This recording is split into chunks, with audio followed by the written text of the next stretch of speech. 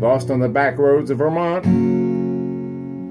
a local tourist collided with a local man at an intersection, and the local got out to examine their bent fenders. Well, don't look like much, observed the local. Why don't we just take a little pull to steady our nerves? He grabbed a jug from the back of a battered pickup truck, removed the stopper, and handed it to the tourist. After taking a good slug, the tourist handed the jug back to the local, and then the local banged the stopper in, set the jug back in his truck. Aren't you going to have some? Asked the tourist, and the local shook his head. Not until after the trooper comes. Yeah. Everything happens when you don't expect it. Life is a strange affair. If you were a woman and I was a man, I'd send you roses. That is, if I dared to kiss your hand. And in the morning I'd caress you like the wind caresses the sand. If you were a woman and I was a man, this is what John Pine said.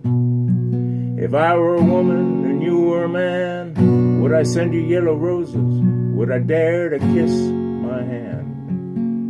I could kiss my hand. Would you kiss my hand? In the morning, would you caress me as the wind caresses the sand? If I were a woman and you were a man. If I were the heart and you were the head, would you think me foolish instead? If one day I decided to shed all this foolishness and all these walls that surround us, just to see what these feelings really were and where they led. If I were the heart and you were the head.